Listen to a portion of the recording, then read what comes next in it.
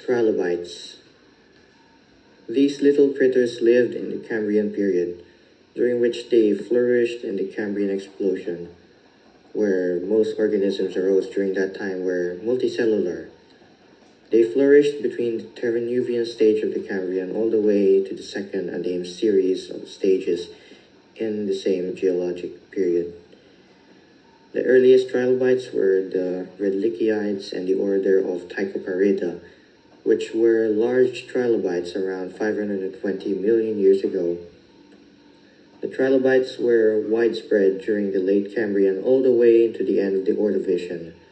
However, numerous extinction events threatened their diversity. Slowly they diminished. Species after species, genus after genus, and family after family, the trilobites slowly died out.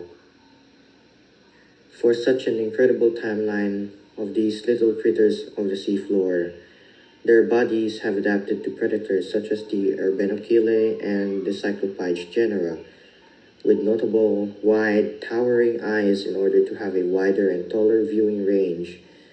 Some developed horns like the Dicranurus, Ceratarges, and Quadrops, and some adapted for the environment. However, the drastic and sudden changes of the environment slowly killed these groups, and with the late Permian extinction giving the final blow. The trilobites were one of the first animals to have a distinctive defense mechanism, such as volvation. Those of armadillos and hedgehogs were once used by trilobites. Speaking, they rolled up, such as this Phacops trilobite fossil that I have in my hand, which it likely died due to asphyxiation after being buried in sediment in a rolled up ball.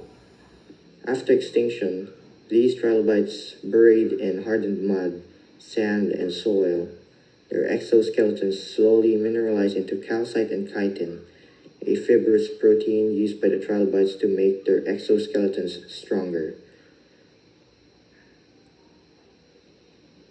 Trilobite fossil discoveries were attributed to Edward Litt, a British scientist in 1698 after publishing a report about regularly shaped, flat rocks that looked like flattened skeletons of fish. Further finds were published, such as Charles Littleton's report of a petrified insect he found in Dudley, a town in West Midlands, England.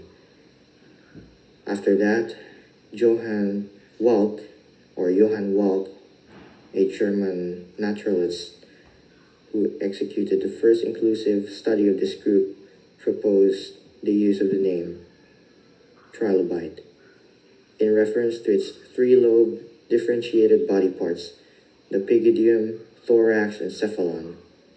This discovery also sparked curiosity of aspiring fossil hunters in America, and that's where in Utah's Wheeler Shale, a shale deposit dating all the way back into the Middle Cambrian, was found out to be abundant in trilobite fossils such as the Elrathia kingii, Asophiscus, and agnostid fossils were situated, which all lived within the same mentioned period. Thank you for sticking with my mini documentary about trilobites. If you like more of these, you can like and subscribe and continue to support this small channel. I am Sean, a student interested in paleontology and meteoritics. Until next time.